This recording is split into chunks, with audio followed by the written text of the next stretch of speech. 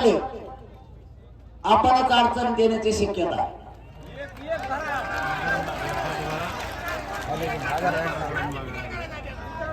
आता राजकारण माझा मार्ग नाही, पुढेही मी राजकारणाकडे येणार नाही. मी माझ्या शब्दावर ठाम राहणार आहे. पण काय निर्णय घ्यायचा तुम्हाला याच बैठकीत घ्यायचा. याच्यात दोन मार्ग आहेत. राजकारण आपल्याला नको करायचं असं माझं म्हणणं आहे. मग तुमच्या पुढे दोन पर्याय आहेत. मी राजकारणाकडे येणार नाही, मला त्याच्यात ओढू सुद्धा नका. तुमच्या लेकराला आरक्षण कसं द्यायचं ते मी बघतो. माझ्यावर मुलगा म्हणून विश्वास ठेवा. मी कुणाला फिटदन मॅनेजर फिरत होत नसतो.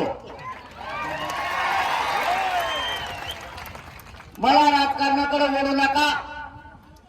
मला राजकारण करायचं पण नाही.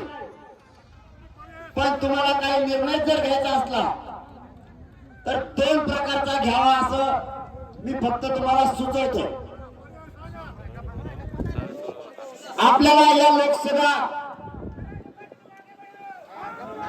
हा खूप समुद्रासारखा विषय, हा लहान विषय नाही. गांभीर्याने विचार करा, हुशारीने विचार करा. भावनिक होऊन पाऊल उचलून समाजाचे हार होता कामा नये. तुम्हाला जो निर्णय घ्यायचा तो घ्या, मी काही म्हणणार नाही. फक्त तुम्हाला चार शब्द सांगण्याचा माझ्या ज्ञानाप्रमाणे मी प्रयत्न करतो. मराठा समाजाला मी 7 महिन्यात हारू दिलेलं नाही. खांद्यावरती जी जबाबदारी पेलली ती तुमच्या कुटुंबाला लेकरू म्हणूनच पेलली, पार पाडली. 7 महिन्यात एकदाही समाजाचे हार होऊ दिलेले नाही. या भावनिक होण्याच्या नादात लोकसभेचा विषय हा समुद्रासारखा बळाटी विषय. हा जिल्हा खूप मोठा आहे. प्रत्येक वेळ किती कमी आहे किती जास्त आहे ते तुम्ही ठरवा. आणि आपला विषय लोकसभेत नाहीये. आपला विषय राज्य सरकारमध्ये. आपल्या राज्याच्या धर्तीवरती आपला विषय. मराठा आणि कुणबी एक हे देण्याचं काम सरकारच्या हातात, राज्याच्या. आणि आपल्याला मराठा आणि कुणबी एक हे कोण देत नाही तर राज्य सरकार. मग जर इथं आपल्याला देणार नसतील तर तुम्ही देणारे बघू शकता.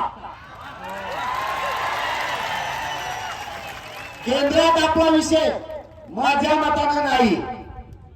जर 10% आरक्षण आपल्याला घ्यायचं असतं, शांत चित्ताने 10 मिनिटात तुमच्या लक्षात येईल. मी परत तुमच्याच जागेवर येणार. तुम्ही म्हणता तेच मग येईल. पण मला तुम्हाला जे सांगायचं ते सांगू द्या. तुम्ही शांत चित्ताने ते ऐका, म्हणजे तुमच्या लक्षात येईल. कित्येक तरी खासदार गेले.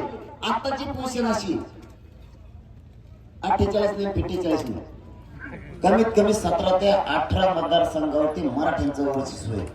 100% हे करा. इथं कोणाचा कार्यक्रम होऊ शकतो. मी म्हणणार नाही की 48 आपले जेते किंवा काय ते मराठ्यांचे जेते.